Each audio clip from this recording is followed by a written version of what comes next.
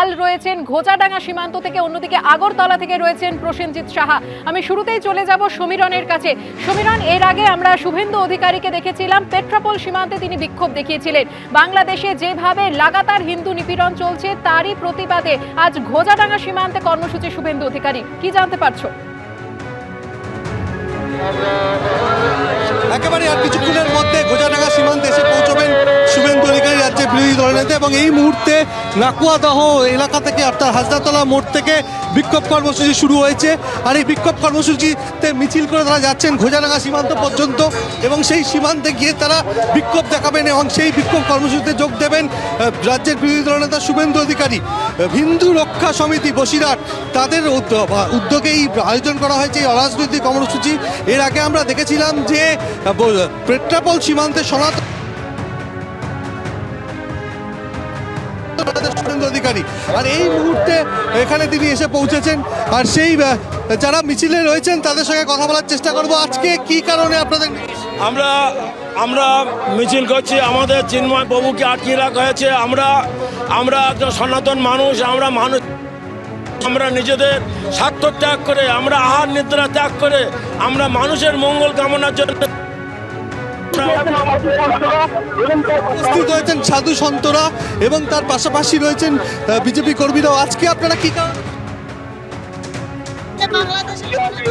মানুষের উপর যে অত্যাচার, যেভাবে ভারত মাতার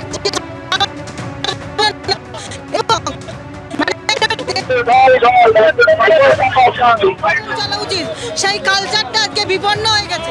টঙ্গী হিন্দু রক্ষা সমিতির ডাকে মিছিল এবং নাকুয়াদহ হাজরাতলা মোড় থেকে শুরু হয়েছে।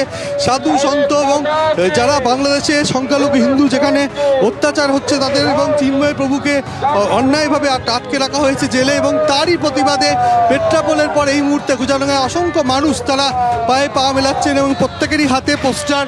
তারা জবাব চাইছেন কেন হিন্দুদের ওপর হামলা হচ্ছে, এবং সেই প্রতিবাদে এই মুহূর্তে মিছিল এগিয়ে যাচ্ছে। লাগাতার হিন্দুদের ওপর যে হামলা চলছে বাংলাদেশে তারই প্রতিবাদে এই কর্মসূচি। সমীরন, তুমি আমাদের সঙ্গে থাকো। এই মুহূর্তে সরাসরি আপনাদের আগরতলায় নিয়ে যাব।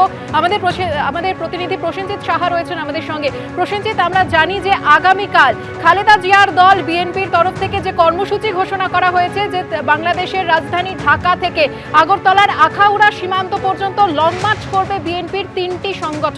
ঠিক কি কর্মসূচি বিএনপির?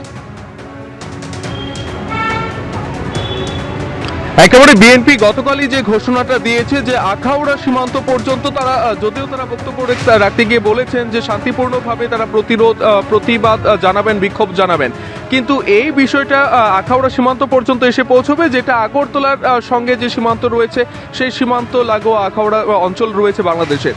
এবং এই যে বিএনপির যে ডাক দেওয়া হয়েছে, বিএনপি 3টি শাখা সংগঠন যে আগরতলা চলো অভিযানের ডাক দিয়েছে, সেটাকে জানিয়ে রাখি ত্রিপুরার যারা রয়েছে প্রশাসনিক কর্তা ব্যক্তিরা এটা বা রাজনৈতিক নেতৃত্ব যারা রয়েছেন, শাসক দলীয় নেতা যারা রয়েছেন, তারা কেউই কিন্তু আমল দিতে চাইছেন না বিশেষভাবে।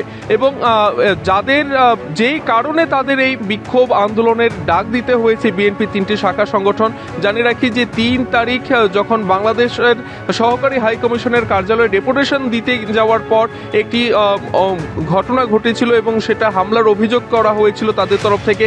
এরই প্রতিবাদে যখন তারা এই অভিযান করছে, যারা আয়োজন করেছিলেন সেই ডেপুটেশনের হিন্দু সংঘর্ষ সমিতি তাদেরই একজন গতকাল আমাদের সঙ্গে কথা বলতে গিয়ে বলেছেন যে এটা শুধুমাত্র হিন্দু দমন নীতি থেকে নজর ঘোরাবার জন্য বিএনপির 3টি শাখা সংগঠনের এই অভিযানের ডাক, এবং যেখানে সারা দেশের বিভিন্ন জায়গায় বাংলাদেশের অন্তর্বর্তীকালীন সরকারের বিরুদ্ধে প্রতিবাদ বিক্ষোভ প্রদর্শন করা হচ্ছে, সেই জায়গা থেকে কিন্তু পিঠ বাঁচাবার জন্য অন্যদিকে নজর ঘুরিয়ে দেওয়ার জন্য এটি একটি তাদের চেষ্টা বিএনপির। ধন্যবাদ তোমাকে প্রসেনজিৎ। সমীরনও ছিল আমাদের সঙ্গে। সমীরন, তোমাকেও অনেক ধন্যবাদ।